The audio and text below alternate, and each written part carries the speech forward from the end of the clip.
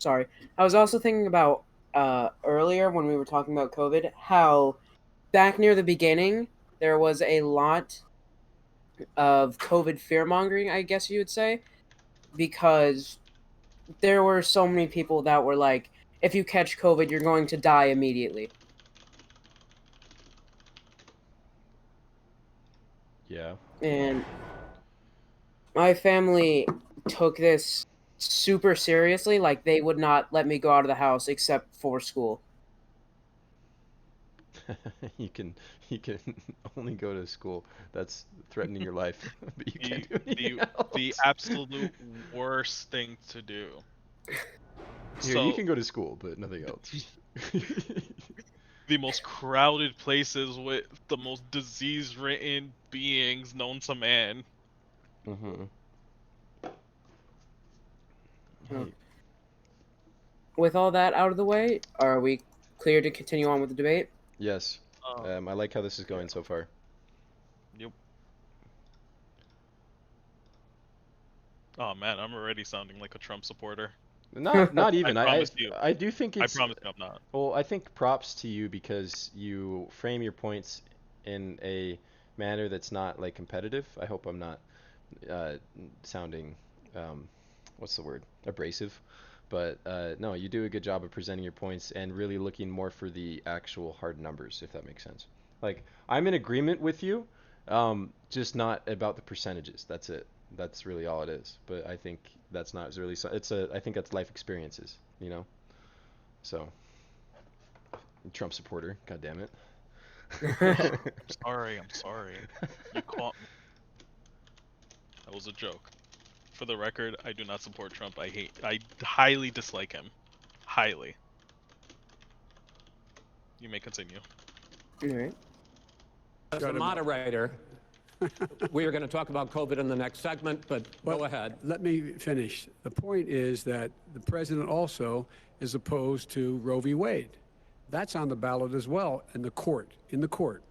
And so that's also at stake right now. And so the election is already You don't know it's on the begun. ballot. Why is it in the ballot? Because Why is it you on the said ballot? It's not on the ballot.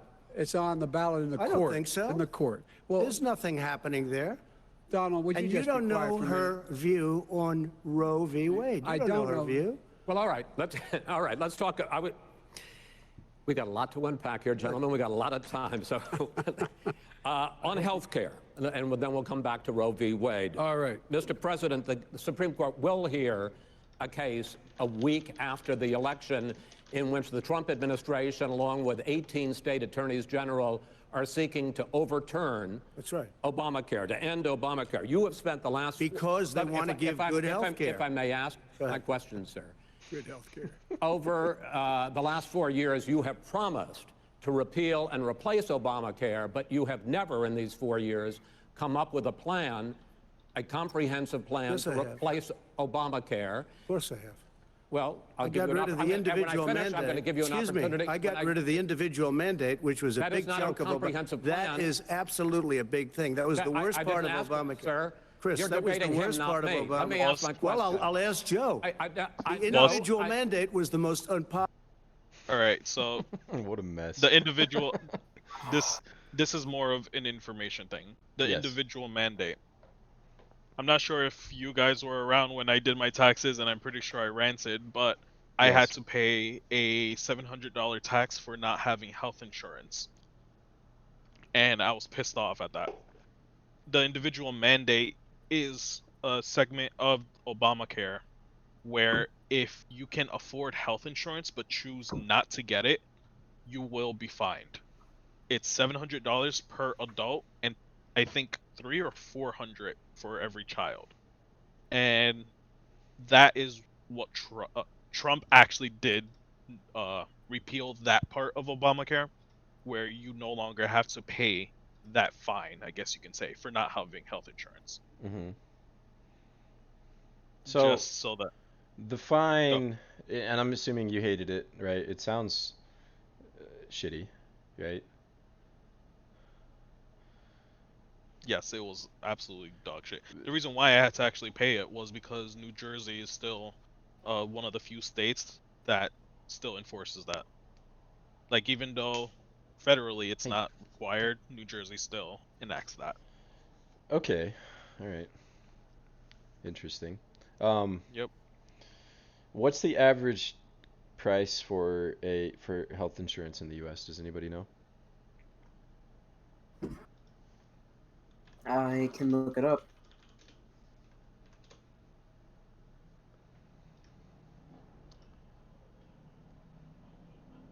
Okay. The average annual cost of health insurance in the United States was 403. That does.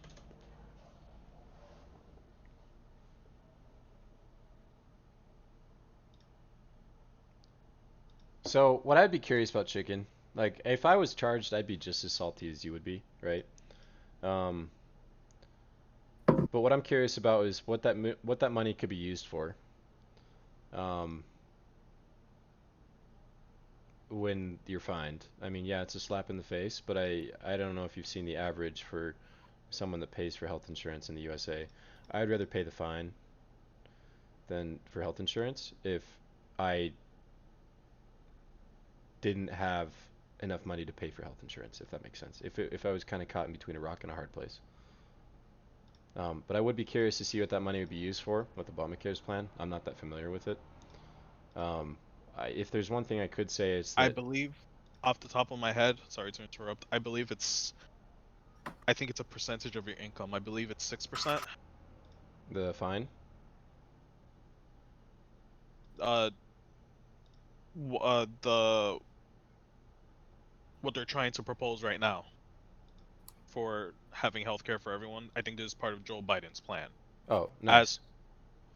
as for I I am not 100% sure about the specifics of Obamacare. I literally just I don't have Obamacare.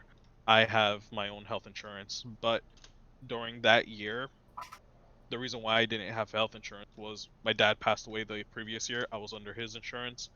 3 months in, that's when his health insurance expired Mm. for me and my mom. My mom got managed to get in, I believe I think it was through Obamacare, so she didn't have to pay the fine. But I didn't get health insurance until I believe October. So there was a 6 month gap of where I just didn't have health insurance for the sole reason of I was under my dad's insurance. I got off. I was working one job. I ended up leaving that job, went to another one. That health insurance plan didn't enact until uh 3 months later. So I could not get health insurance during that time. And the fact that they fined me for that, for just yeah, I could have easily used that money for other things, for other of my expenses. Though to your point, yes, that money can be used to fund insurance for other people who are in this policy. I understand the sentiment. I'm just a salty bitch right Oh, now I would be because too. I would honestly be salty as well. Um, it's well, what annoys me. Can I go on a short tangent about healthcare vapor? Is that allowed? Yeah, go ahead. Okay, also so about 2,000 annually for average health insurance plans. can you send a source for that? Because the amounts that I've seen are quite a bit higher. Real quick, we are going to be taking a short intermission at 1 hour, and we are currently at 45 minutes. Cool, good to know. And we are only in 11 minutes in the Yeah, debate. are we gonna have this like another night too? Because I'd be down to like split this over a couple of nights. By the way, I don't know if you're trying to do Sure. that. Cool. Okay. My quick tangent. One cool thing. It's not a cool thing, but a fact about me you guys may not have known. Vapor, I think you knew because um, we met back in 2018, fall of 2018. Uh, Hmm.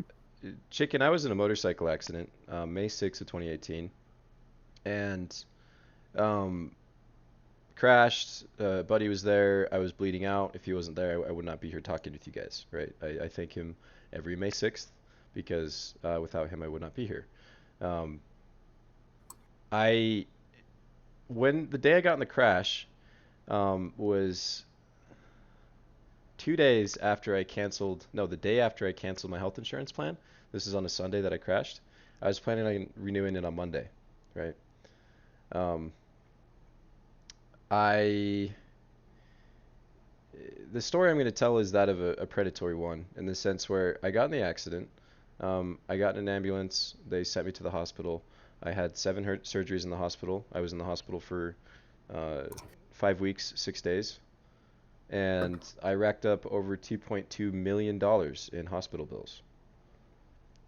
Have I paid any of that? No. I can't pay that. There's no way I can ever pay that. I would rather die than pay that much money because I would be working the rest of my life.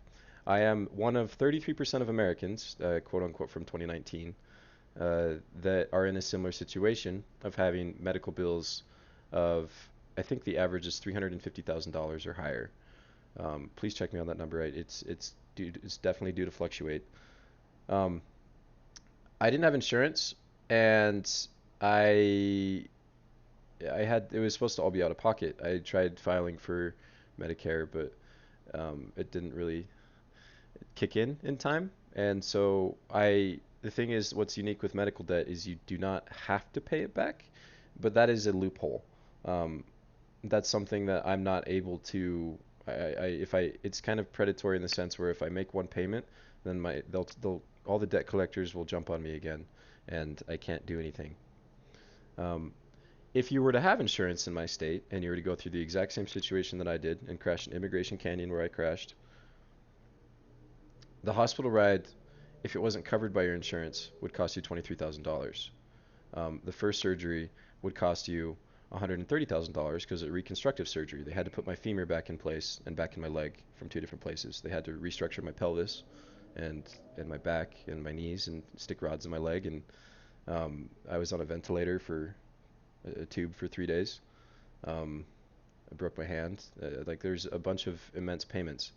But what's frustrating is even if you have insurance, if you go to the wrong hospital that your insurance doesn't cover, because goddamn are you going to be able to choose when you're bleeding out, then you are in debt. If you get the wrong doctor or the wrong prescription, you are in debt. And I get out of the hospital, I get insurance. I was prone to clots for a while after the surgeries because of all the blood that I lost, all the blood that was transfused. And we went to the hospital. It was a little ambulance ride over there because I had a clot, right? And it was $15,000 for an ambulance ride. And insurance didn't cover that one, even though I had insurance in this instance. So my argument is that we have a very shitty healthcare system, one way or another. I don't know if you guys actually knew this. I mean, I wouldn't even say it's an opinion. I'd say it's a fact, and I think we can do a lot better. Do you guys have any thoughts on that? Because To my knowledge, because either way, I if I think had insurance I or not, the insurance that my parents had at the time of my accident, I would have still gotten bumfucked. Maybe not by $2.2 million, but closer to like 800 grand. we have the highest cost for health insurance in the world that I know for sure. We're one of the last countries to have privatized healthcare as well. Yes. We're And predated on by medication companies. I mean, fucking insulin is thousands of dollars. Like, tell me that's not atrocious.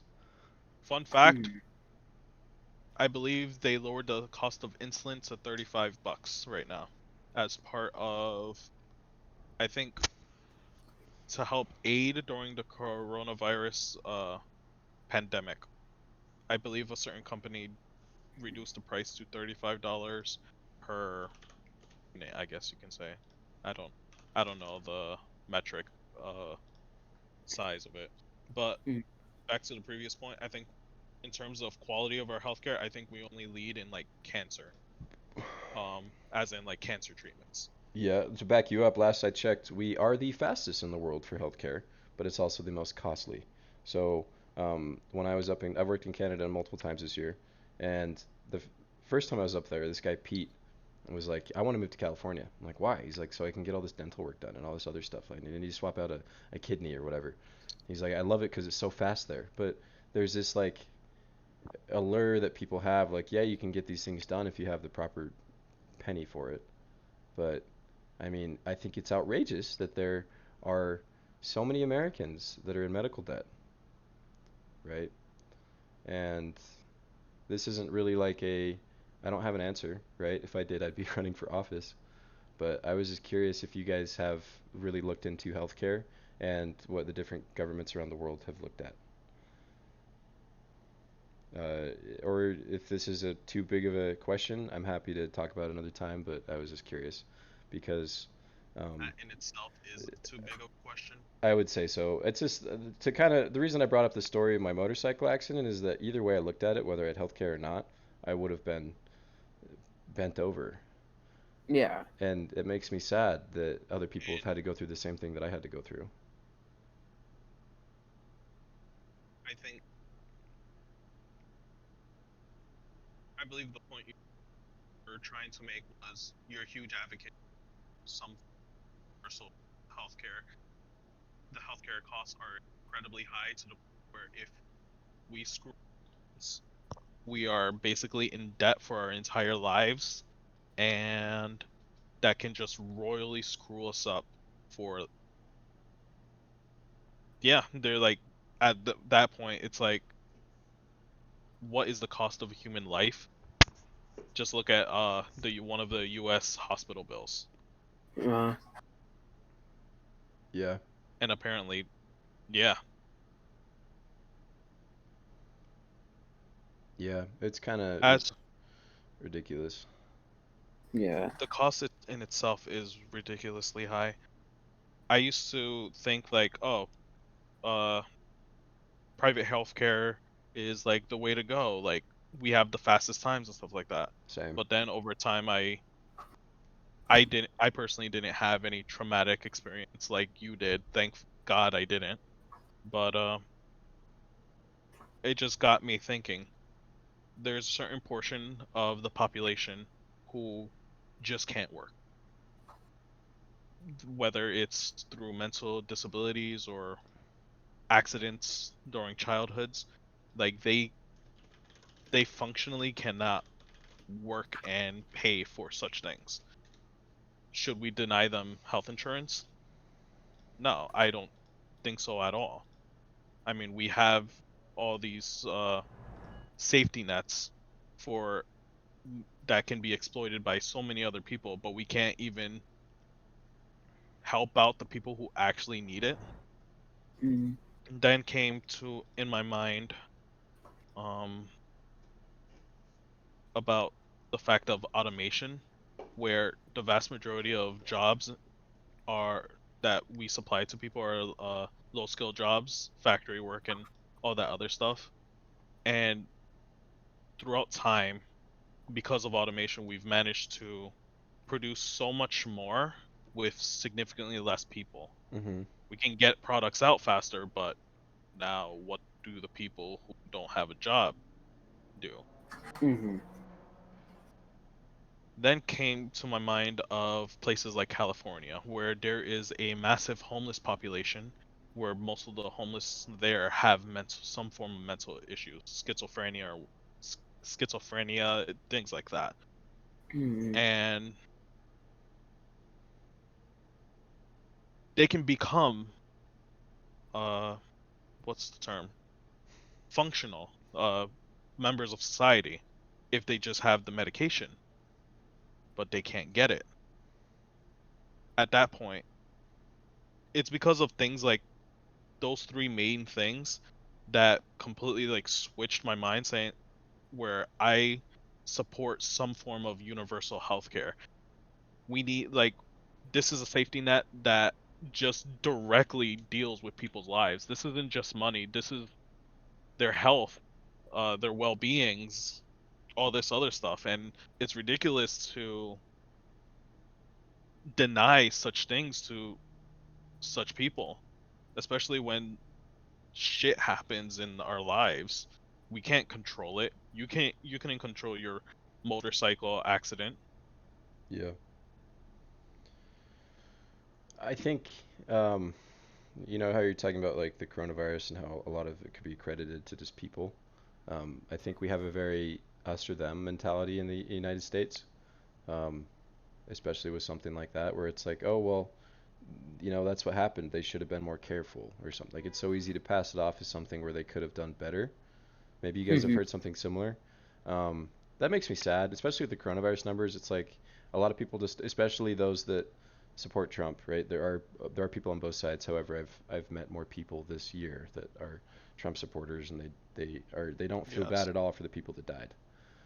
So They blame it on them, when in reality the coronavirus can be asymptomatic for one person, but you can still pass it off to another person and they can experience everything. yes, It's yes, that's what I'm saying. And people are it's like, it's the reason why I have such an issue with letting kids back in school. It's not about the kids. It's it's about what the kids bring back home. yes, yes, chicken, yes. I And the school I personally went to, the average class size was like 30 people. Oh yeah, same in Utah. I mean, they cram kids in the schools. My high school that I went to, It's it's like 38 kids in a classroom.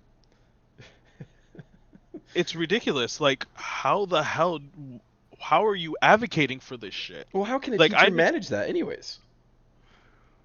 a teacher couldn't manage that to begin with. That's what I'm Now saying. you want to add the coronavirus to all this? It's absolutely ridiculous. It's one thing for to open up schools where the average class size is like 10. It's another to uh open it when we have class sizes of like 30 plus, where it's one teacher, crowded ass classrooms where every seat is like an inch apart, where I know the smells of all the people around me, and you want to send kids back in those conditions. You know how fast that the virus will spread just because of that alone? The fact that they're going to bring it to their parents, grandparents if they live with them. The parents, they got to go to work. If they're not working from home, they bring it to the office. And it's just a giant chain effect. And letting kids go to heavily dense populated schools is just going to rapidly increase that. Hmm. And that's what pisses me off the most about the entire school discussion. Oh, this we have the science on our backs and stuff like that. When they're using other countries as examples. Other countries don't have schools like us. We have a shit school system. Yeah, yes, we do. I think that's a topic we'll have to talk about another day too. Oh my God. I agree with you wholeheartedly. You make some It's good not points though. it's not even just free stuff. It's literally just one of the most basic safety nets a society should have. Hmm. That's my thought on it. That's all I have to say on this. Oh, well said. We're about to approach our intermission, right? Yeah, and right before that, I would just like to say about the reopening schools. I don't think they should have done that either, because we were talking about earlier about Americans with pre-existing health conditions, and I looked it up, and it said about 50% of non-elderly Americans have a pre-existing health condition. So bringing kids to school where there's a chance that they could pick up COVID, then bring it back home to, let's say, an immunocompromised parent, well, that just increases the mortality rate for that parent. But my education. You make a good point though. Well said. Mm. My grandparents are immunocompromised. They both have diabetes, and with that diabetes, we can go back to the conversation about insulin and how much that costs, because they aren't like rich. We aren't rich or anything, but we're not poor. However, with everything that we do have and the cost of everything to keep them healthy and alive, it's a bit much at times.